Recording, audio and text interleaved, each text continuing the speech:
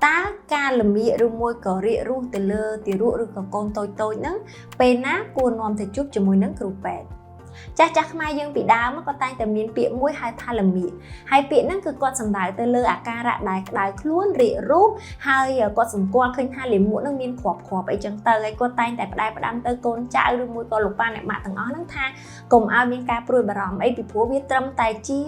គេហៅថាសញ្ញាដើម្បីគាត់សម្គាល់ឃើញថាកូនយើងចេះអីឧទាហរណ៍ថាដូចចេះអង្គុយចេះដើរចេះវាចេះរត់ចេះញោមចេះអីចឹងទៅអញ្ចឹងកុំឲ្យមានការព្រួយបារម្ភក៏ប៉ុន្តែនេះគឺជា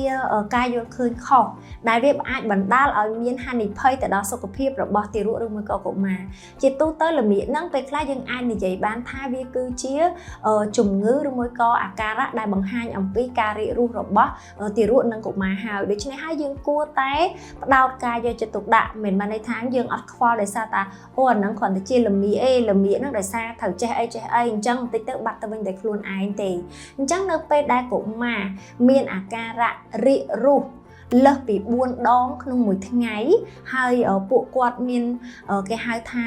ចុះមកមានឈាមឬមួយក៏មានសបោមានក្តៅខ្លួនមានក្អួតចង្អោរគួរគប្បីផ្ដល់ការយកចិត្តទុកដាក់ក៏ដូចជានាំទៅជួបជាមួយនឹងគ្រូពេទ្យហើយនៅក្នុងនឹងផងដែរបើសិនបើករណីពួកគាត់គឺជាទារកតូចខំ6ខែអញ្ចឹងគឺត្រូវតែផ្ដោតការយកចិត្តទុកដាក់ឲ្យមែនតែនមិនបានន័យថាអូគាត់នឹងគ្រាន់តែលមៀកទេអត់អីទេទៅគាត់ចោលទៅការពិតទៅវាអត់ត្រឹមត្រូវអញ្ចឹងគួរតែផ្ដល់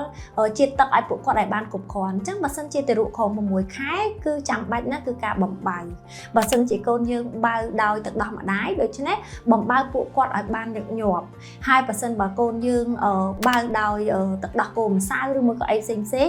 នោះក៏ត្រូវតែផ្ដល់ការបំបើឲ្យពួកគាត់ឲ្យបានញឹកញាប់ផងដែរហើយបើសិនជាមានការបារម្ភគួរគប្បីនាំទៅជួបជាមួយនឹងគ្រូពេទ្យមួយទៀតក៏បើសិនជាកូនយើងមានអាយុលើសពី6ខែអញ្ចឹងពួកគាត់អាចទទួលទាននៅរបបអាហារផ្សេងបានលើសពីទឹកដោះហើយអញ្ចឹង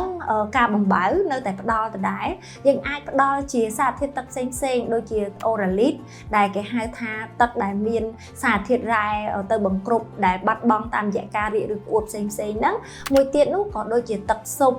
ឬមួយក៏យើងអាចផ្ដល់ទឹកដូងបានដែរក៏ប៉ុន្តែអ្នកគ្រូមិនណែនាំឲ្យផ្ដល់ច្រើនទេបើអាចជៀសវាងបានក៏ជៀសចោះអញ្ចឹងអាចផ្ដល់ជាទឹក Oralit ទឹកស៊ុបឬមួយក៏ការបំបើឲ្យបានច្រើនដោយដែលអ្នកគ្រូបាននិយាយដដែលអញ្ចឹងថាយើងអត់ត្រូវចាត់ទុកថាការដែលកូនរីករូសឬមួយក៏ក្តៅខ្លួនហ្នឹងត្រឹមតែជាអាការៈលមៀអញ្ចឹងជៀសវាងនៅក្នុងការបាត់បង់ជាតិទឹកធ្ងន់ធ្ងរដែលអាចបណ្ដាលឲ្យប៉ះពាល់ទៅដល់អាយុជីវិតរបស់ពួកគាត់ប្រសិនបើយើងឃើញកូនតូចមានអាការៈរីករូសឬមួយក៏ក្តៅខ្លួនគួរគប្បីផ្ដល់ជាតិទឹកឲ្យពួកគាត់ឲ្យបានគ្រប់គ្រាន់ហើយនាំទៅជួបជាមួយនឹងគ្រូពេទ្យ